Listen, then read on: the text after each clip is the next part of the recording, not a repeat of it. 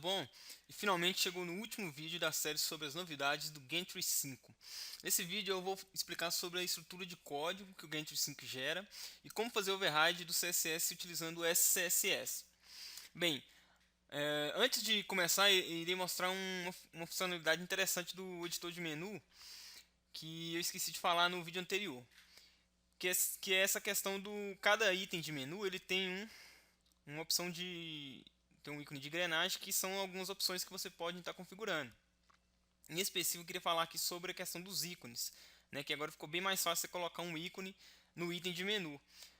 Por exemplo, nesse menu aqui, vou puxar aqui um ícone de contato, só para a gente ver como é que fica. E também dá para você puxar uma imagem. E agora você tem a opção de deixar somente, né, se você deixar marcado aqui, ele vai aparecer somente o ícone, tá? Que ainda é mais interessante ainda. Olha só daqui dá para você já perceber como é que vai ficar. Deixa eu renderizar aqui.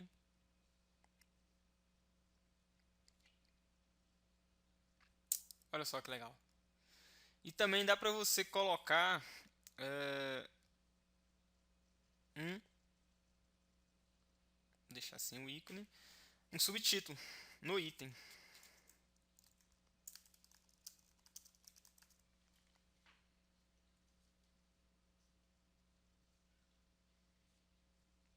Vamos atualizar aqui.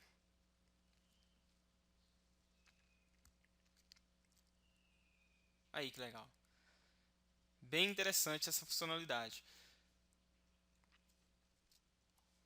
Ok, vamos agora dar uma examinada no código que o Gentry 5 gera. Vamos aqui na página, vou usar aqui o meu Firebug nativo do meu navegador, tá? Beleza. A estrutura de código tem algumas semelhanças com outros frameworks e até o próprio Gentry 4, mas eles deram uma organizada boa, tá? E a semântica ficou bem melhor. Vamos lá. A primeira coisa aqui do Gentry 5 que eu vou estar falando aqui é sobre essa tag of canvas. Tudo que está dentro dessa tag desse tag of canvas é relacionado a. Deixa eu voltar aqui no painel de layout para a gente ver,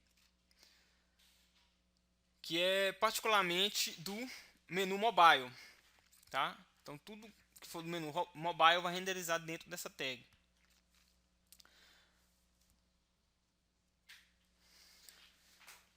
E cada posição ou seção, né, desta que tem no layout, ele gera um ID, uma tag section com um ID. Como a gente pode ver aqui, ó, né, gnavigation, que equivale a essa parte aqui, ó. O que não tiver nada, né, ele nem renderiza, tá? Só o que tiver algum conteúdo dentro da seção que ele vai renderizar lá na página.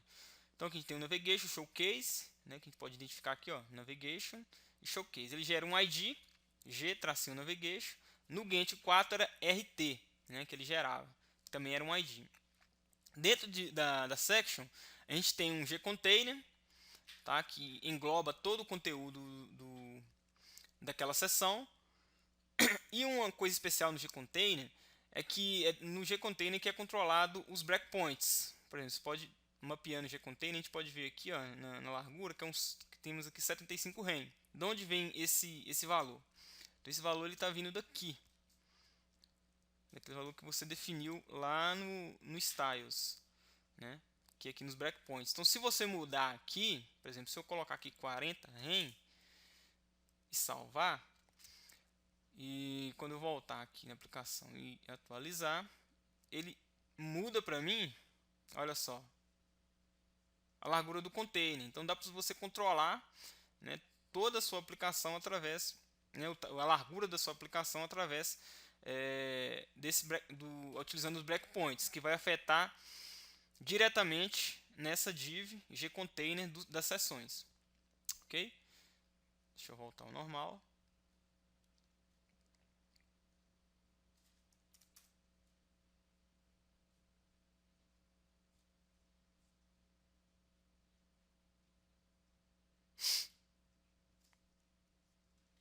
Vamos lá.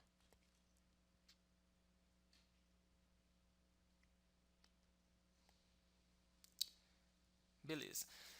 Então, dentro da tag container, aí a gente começa de fato o grid, né? A gente tem a classe gGrid, que equivale à linha, tá?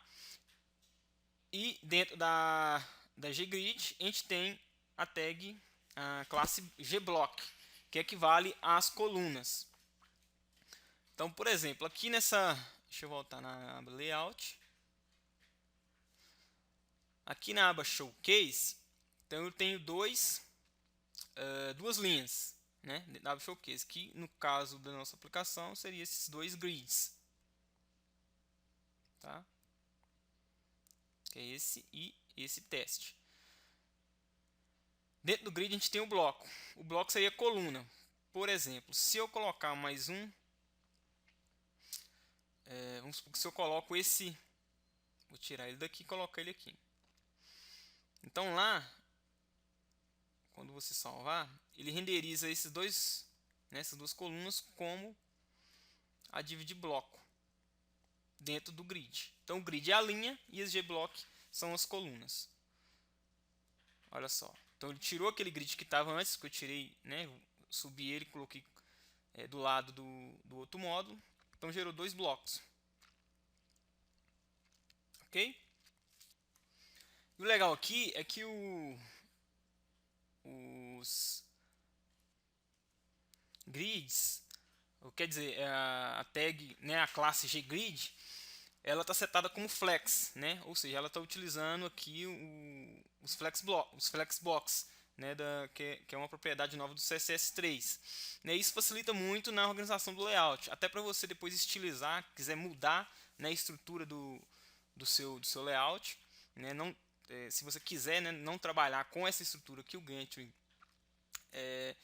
trabalha, você pode estar utilizando, pode estar organizando da forma que você achar melhor, utilizando também o Flexbox, ou não, né, se você preferir.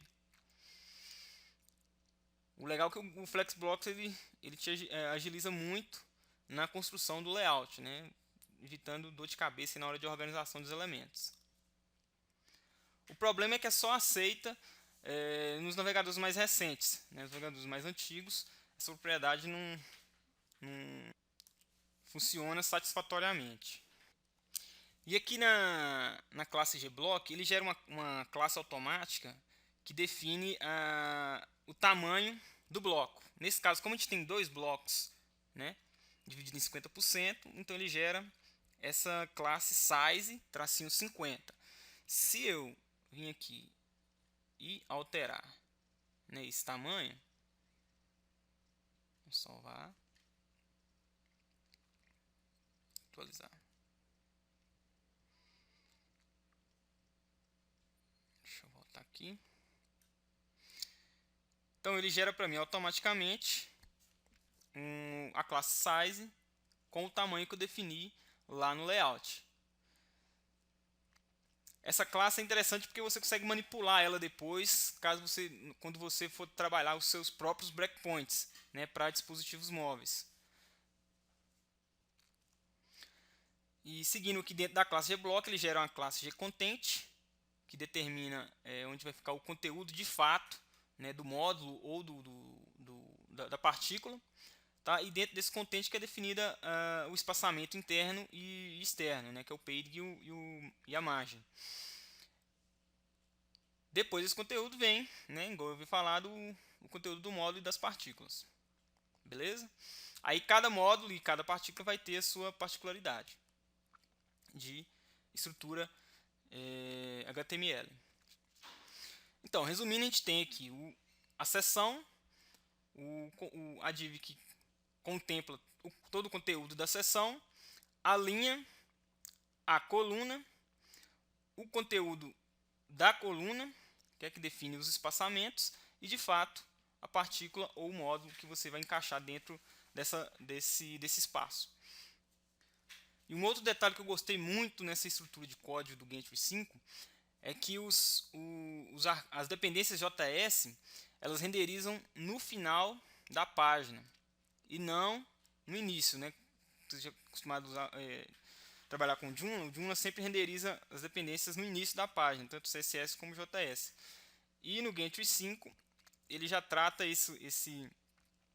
essa particularidade, né, e coloca tudo lá no final. Tudo que você define lá naquela partícula de átomo, que eu até expliquei lá no vídeo sobre o sistema de partículas, né, que é essa parte aqui, ele vai renderizar, né, se for o JS, ele vai renderizar no final da página. Então isso é bem interessante, porque melhora o desempenho da página.